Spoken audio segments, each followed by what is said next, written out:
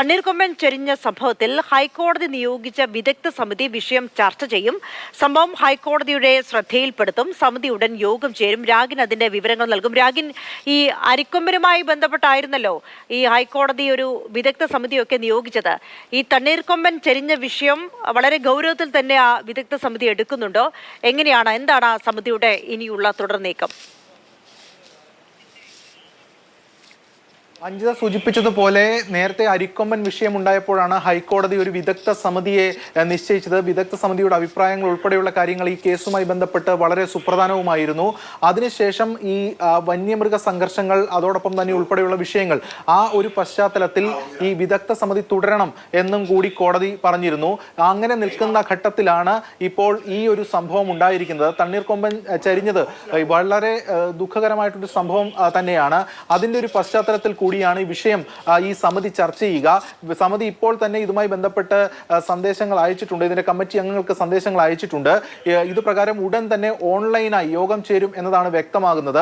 അങ്ങനെ ഓൺലൈൻ ആയി യോഗം ചേർന്ന ശേഷം ഈ വിഷയം ഹൈക്കോടതിയുടെ ശ്രദ്ധയിൽപ്പെടുത്തും. വിദഗ്ധ സമിതി ഇക്കാര്യം ഹൈക്കോടതിയുടെ ശ്രദ്ധയിൽപ്പെടുത്തും. ഇതോടൊപ്പം തന്നെ ഒരു സ്റ്റാൻഡേർഡ് പ്രോട്ടോകോൾ, അതായത് ഈ മയക്കുവെടി വയ്ക്കുന്നത് ഉൾപ്പെടെയുള്ള കാര്യങ്ങളിൽ ഒരു സ്റ്റാൻഡേർഡ് പ്രോട്ടോകോൾ ഉണ്ട്. ആ പ്രോട്ടോകോൾ ഉൾപ്പെടെ പാലിച്ചു എന്നടക്കമുള്ള കാര്യങ്ങളും ഈ വിദഗ്ധ സമിതി പരിശോധിക്കുമെന്നാണ് നമുക്ക് മനസ്സിലാക്കാൻ സാധിക്കുന്നത്. അങ്ങനെ പരിശോധിച്ച ശേഷം അതുമായി ബന്ധപ്പെട്ടൊരു ഉപദേശം അല്ലെങ്കിൽ ഒരു നിർദ്ദേശം ഉൾപ്പെടെ ഈ കോടതിക്ക് മുന്നിലേക്ക് വയ്ക്കുകയും അതുമായി ബന്ധപ്പെട്ട കാര്യങ്ങൾ മുന്നോട്ട് നീക്കാനുമാണ് ഇപ്പോൾ വിദഗ്ധ സമിതി തീരുമാനിച്ചിരിക്കുന്നത്. എന്തായാലും വളരെ ഗൗരവത്തോടു കൂടി തന്നെ സമിതി ഈ വിഷയം ചർച്ച ചെയ്യും എന്നാണ് ഇപ്പോൾ മനസ്സിലാക്കാൻ സാധിക്കുന്നത്. കമ്മിറ്റി നേതൃത്വം കൊടുക്കുന്ന രമേഷ് ബാബു ഉൾപ്പെടെയുള്ളവർ ഇതുമായി ബന്ധപ്പെട്ട കാര്യങ്ങൾ ഇപ്പോൾ നീക്കി തുടങ്ങിയിട്ടുണ്ട്. ആ കാര്യങ്ങളിലാണ് ഇപ്പോൾ ഒരു തീരുമാനങ്ങളിലേക്ക് ഇനി പോകേണ്ടതായിട്ടുള്ളത്. കാരണം ഈ അരിക്കൊമ്പൻ വിഷയം ഉണ്ടായപ്പോൾ വളരെ സുപ്രധാനമായിട്ടുള്ള പരിശോധനകൾ ആ സ്ഥലത്തെത്തി അടക്കം വിദഗ്ധ സമിതി നടത്തിയിരുന്നു. കേരളത്തെ സംബന്ധിച്ചിടത്തോളം ആ ഒരു ഓപ്പറേഷൻ, ആ ദൗത്യം വളരെ തോതിൽ തന്നെ എല്ലാ തരത്തിലുള്ള പ്രോട്ടോക്കോളുകളും പാലിക്കണമെന്ന് തൽക്കണമുള്ള കാര്യങ്ങൾ ഉൾപ്പെടെ ചർച്ച ചെയ്തുകൊണ്ടാണ് ആ കാര്യങ്ങൾ നടന്നത്. അതിൽ ഈ വിദഗ്ധ സമിതിക്ക് നിർണായക റോൾ ഉണ്ടായിരുന്നു. അതുകൊണ്ടാണ് ഹൈക്കോടതി ഈ വിദഗ്ധ സമിതി ഇത്തരം വിഷയങ്ങളിൽ അതുമായി ബന്ധപ്പെട്ട് തുടരണമെന്ന നിർദ്ദേശവും നൽകിയത്. ഈ പശ്ചാത്തലത്തിലാണ് ഇപ്പോൾ ഈ മാനന്തവാടിയിൽ ഇങ്ങനെ ഒരു സംഭവം ഉണ്ടായിരിക്കുന്നത്. ഇതിന്റെ അടിസ്ഥാനത്തിലാണ് വിദഗ്ധ സമിതി ഉടൻ തന്നെ യോഗം ചേരാൻ തീരുമാനിച്ചിരിക്കുന്നത്. ഇതിന്റെ അംഗങ്ങൾ ഉൾപ്പെടെ ഇപ്പോൾ കൊച്ചിയിലില്ല, പലരും പല സ്ഥലങ്ങളിലാണ്. അതുകൊണ്ടാണ് ഓൺലൈനായി യോഗം ചേരാനുള്ള തീരുമാനം എടുത്തിരിക്കുന്നത്. രാഗിൻ, ഇപ്പോ ഈ വന്യജീവി സംഘർഷം നാട്ടിൽ പതിവാണ്. അപ്പൊ അങ്ങനെ വന്യജീവി സംഘർഷത്തിന്റെ ഒക്കെ ഒരു പ്രതിവിധിയായിട്ട് ഇപ്പോൾ വനംവകുപ്പ് ചെയ്തു വരുന്നത് ഇങ്ങനെ നാട്ടിലൊക്കെ കൊമ്പന്മാരും പുലികളൊക്കെ ഇറങ്ങുന്ന സമയത്ത് മയക്കുവെടി വെക്കുക, പിടികൂടുക എന്നുള്ളതായിരുന്നു. പക്ഷേ തണ്ണീർക്കൊമ്പൻ ദൗത്യം ഇങ്ങനെ പൂർണ്ണമായി വിജയത്തിലേക്ക് എത്താത്തൊരു സാഹചര്യത്തിൽ വലിയ ആശങ്ക ഉണ്ടാക്കുന്നില്ലേ അത്?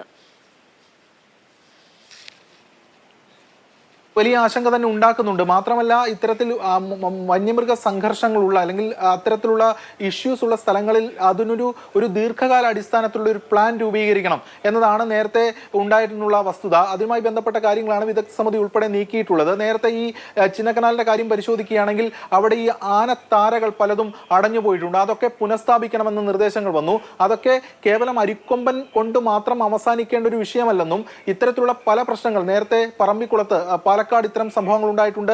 അതോടൊപ്പം തന്നെ സംസ്ഥാനത്തിന്റെ വിവിധ മേഖലകളിൽ ഇത്തരം സംഭവങ്ങൾ ഉണ്ടാകുന്നുണ്ട്. അത് ഏറി വരികയുമാണ്. ഈ ഒരു പശ്ചാത്തലത്തിലാണ് ഇത്തരം കാര്യങ്ങളിലൊക്കെ സമയോചിതമായിട്ടുള്ള ഇടപെടൽ നടത്തിക്കൊണ്ട് ഒരു ദീർഘകാല അടിസ്ഥാനത്തിലുള്ള ഒരു പ്ലാൻ രൂപീകരിക്കണം എന്ന നിർദ്ദേശം മുന്നോട്ട് വന്നത്. അങ്ങനെ പോകുന്ന ഘട്ടത്തിലാണ് ഇപ്പോൾ ഈ തണ്ണീർക്കൊമ്പന്റെ സംഭവം ഉണ്ടായിട്ടുള്ളത്. അത് ഇന്നലെ മുഴുവൻ ഇത്തരത്തിൽ ഈ കാര്യങ്ങൾ ചർച്ച ചെയ്യപ്പെട്ട ഘട്ടത്തിൽ ഈ ആനയെ അവിടെ നിന്ന് കൊണ്ടുപോയി അതിനെ റീലൊക്കേറ്റ് ചെയ്ത് മാറ്റുന്നു എന്ന തരത്തിലേക്ക് കാര്യങ്ങൾ പോകുമ്പോഴാണ് ഇത്തരം ഒരു സംഭവം ഉണ്ടായിരിക്കുന്നത്. സ്വാഭാവികമായും ഇത് വളരെ ഗൗരവത്തോടു കൂടി തന്നെ വനം വകുപ്പാണെങ്കിലും അതോടൊപ്പം തന്നെ വിവിധ സർക്കാർ വിഭാഗങ്ങളാണെങ്കിലും കാണുന്നുണ്ടെന്നാണ് മനസ്സിലാക്കുന്നത്. അതുകൊണ്ടാണ് ഇന്ന് വനം മന്ത്രി ഉൾപ്പെടെ ഇതുമായി ബന്ധപ്പെട്ട പ്രതികരണം നടത്തിയത്. കാരണം ആനയുടെ പോസ്റ്റ്മോർട്ടം ഉൾപ്പെടെയുള്ള കാര്യങ്ങളിൽ കർണാടക വനംവകുപ്പ് ഉദ്യോഗസ്ഥരും അതോടൊപ്പം തന്നെ കേരള വനംവകുപ്പ് ഉദ്യോഗസ്ഥരും ഉൾപ്പെടെ ഈ കാര്യങ്ങൾക്കൊക്കെ മോണിറ്റർ ചെയ്യും എന്ന് വ്യക്തമാക്കിയിട്ടുള്ളത്. ഇതിന്റെ അടിസ്ഥാനത്തിലാണ് വിദഗ്ധ സമിതിക്കും അതിൻ്റെതായിട്ടുള്ള റോളുണ്ട്. അവരും ഈ വിഷയം ഗൗരവത്തോടുകൂടി പരിഗണിക്കുന്നത്. ഇനി ഈ വിഷയം ഹൈക്കോടതിയുടെ മുന്നിലേക്ക് വരുമ്പോൾ അത് കുറെ കൂടി ഗൗരവത്തോടു കൂടിയുള്ള കാര്യങ്ങളായി മാറാനാണ് സാധ്യത. കാരണം ഈ വിദഗ്ധ സമിതിയുടെ നിർദ്ദേശങ്ങളും അതിന്റെ ഉപദേശങ്ങളും ഒക്കെ പരിഗണിച്ചുകൊണ്ട് കോടതി ഇതിലൊരു ഇടപെടൽ നടത്താനുള്ള സാധ്യതയാണ് ഇപ്പോൾ തെളിഞ്ഞിരിക്കുന്നത്. അതുമായി ബന്ധപ്പെട്ട കാര്യങ്ങളാണ് ഇപ്പോൾ ഉയർന്നു വരുന്നത്. അഞ്ജിത, ശരി. രാഗിനാണ് വിവരങ്ങൾ നൽകിയത്. തണ്ണീർക്കൊമ്പൻ ചെരിഞ്ഞ സംഭവം ഹൈക്കോടതി നിയോഗിച്ച വിദഗ്ധ സമിതി ചർച്ച ചെയ്യും. വളരെ ഗൗരവത്തോടു കൂടിയാണ് ഈ തണ്ണീർക്കൊമ്പൻ ചെരിഞ്ഞ സംഭവത്തെ ഹൈക്കോടതി നിയോഗിച്ച വിദഗ്ധ സമിതി കാണുന്നത്. മുൻപ് അരിക്കൊമ്പൻ വിഷയത്തിലാണ് ഹൈക്കോടതി ഒരു വിദഗ്ധ സമിതിയെ നിയോഗിച്ചത്. എന്തായാലും ഈ തണ്ണീർക്കൊമ്പൻ ചെരിഞ്ഞ സംഭവം ഹൈക്കോടതി ഹൈക്കോടതിയുടെ ശ്രദ്ധയിൽപ്പെടുത്താനാണ് വിദഗ്ധ സമിതിയുടെ തീരുമാനം. തണ്ണീർക്കൊമ്പൻ ചരിഞ്ഞിട്ടുണ്ട്. എന്ത് സാഹചര്യം കൊണ്ടാണ്, എന്ത് കാരണം കൊണ്ടാണ് തണ്ണീർക്കൊമ്പൻ ചരിഞ്ഞത് എന്നത് സംബന്ധിച്ചുള്ള ഒരു ഔദ്യോഗിക വിശദീകരണം ഇതുവരെ വന്നിട്ടില്ല. വിശദമായി പോസ്റ്റ്മോർട്ടം നടപടികളൊക്കെ പൂർത്തിയാക്കിയ ശേഷം അതുമായി ബന്ധപ്പെട്ട കൃത്യമായ കാര്യങ്ങളിലേക്ക് കടക്കാമെന്നാണ് കർണാടക വനം വകുപ്പ് പറയുന്നത്.